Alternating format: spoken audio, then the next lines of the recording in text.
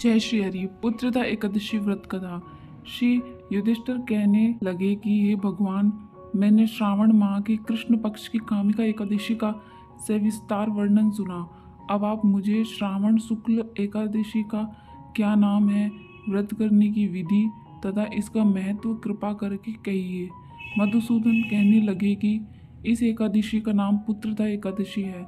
इस एकादशी को पवित्र एकादशी भी कहा जाता है। पुत्रदा एकादशी व्रत करने वाली व्यक्ति को पूजा के बाद श्रावण पुत्रदा एकादशी व्रत की कथा जरूर सुननी चाहिए। ऐसा करने से व्रत पूर्ण होता है और मनोकामनाएं पूरी होती है। अब आप शांति पूर्वक इसकी कथा सुनिए। इसके सुनने मात्र से ही वाजपेयी यज्ञ का फल मिलता है। पुत्रदा एकादशी व्रत कथा इस प्रकार है। द्वापर युग के आरंभ में महिष्मती नाम की एक नगरी थी, जिसमें महीजीत नाम का राजा राज्य करता था। लेकिन पुत्रहीन होने के कारण राजा को राज्य सुखदायक नहीं लगता था। उसका मानना था कि जिसके संतान न हो उसके लिए यह लोक और परलोक दोनों ही दुखदायक होते हैं। पुत्र सुख की प्राप्ति के लिए राजा ने अनेक उपाय किए, परंतु राजा को पुत्र की प्राप्ति नहीं हुई। वृद्धावस्था आती देखकर राजा ने प्रजा के प्रतिनिधियों को बुलाया और कहा, हे प्रजाजनों, मेरे खजाने में अन्याय से उपार्जित किया हुआ धन नहीं है, न मैंने कभी देवता तथा ब्राह्मणों का धन छीना है। किसी दूसरों की धरोहर भी मैंने नहीं ली। प्रजा को पुत्र के समान पालता रहा। मैं अपराधियों को पुत्र तथा बांधवों की तरह दंड देता रहा। कभी किसी से घृणा नहीं की, सबको समान माना है। सज्जनों की सदा पूजा करता हूँ।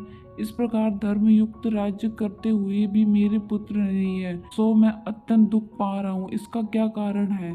राजा महीजीत की इस बात को विचारने के लिए मंत्री तथा प्रजा के प्रतिनिधि वन को गए। वहाँ बड़े बड़े ऋषि मुनियों के दर्शन किए।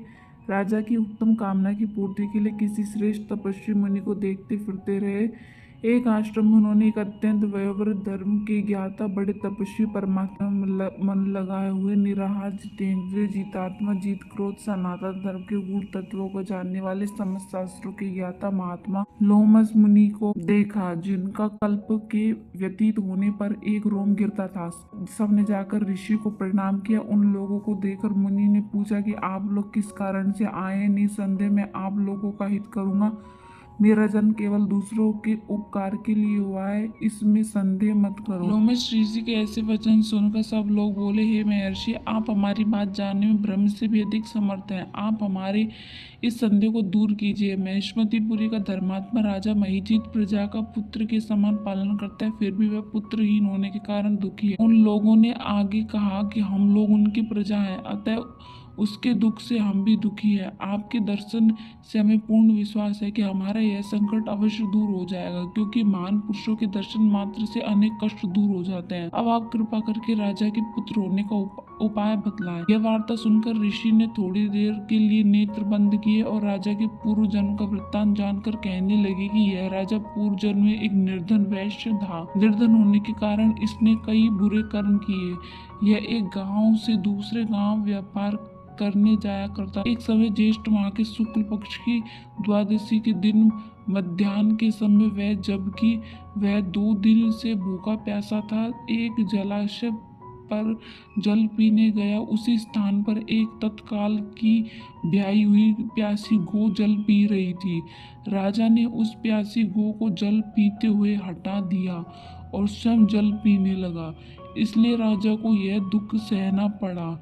एकादशी के दिन भूखा रहने से वह राजा हुआ और प्यासी गो को जल पीते हुए हटाने के कारण पुत्र वियोग का दुख सहना पड़ रहा है। ऐसा सुनकर सब लोग कहने लगे कि हे ऋषि, शास्त्रों में पापों का प्रायश्चित भी लिखा है, अतः जिस प्रकार राजा का यह पाप नष्ट हो जाए, आप ऐसा उपाय बतलाएं।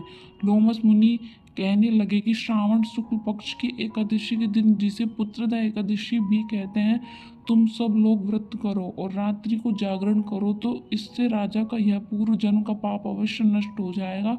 साथ ही राजा को पुत्र की अवश्य प्राप्ति होगी। लोमस ऋषि के ऐसे वचन सुनकर मंत्रियों सहित सारी प्रजा नगर को वापस लौट आई और जब श्रावण शुक्ल एकादशी आई तो ऋषि की आज्ञा अनुसार सबने पुत्रदा एकादशी का व्रत और जागरण किया। इसके पश्चात द्वादशी के दिन इसके पुण्य का फल राजा को दिया गया। उस पुण्य के प्रभाव से रानी ने गर्भ धारण किया और प्रसव काल समाप्त होने पर उसने एक बड़ा तेजस्वी पुत्र उत्पन्न किया। इसलिए हे राजन, इस श्रावण शुक्ल एकादशी का नाम पुत्रदा पड़ा। अतः संतान सुख की इच्छा हासिल करने वाले इस व्रत को अवश्य करें।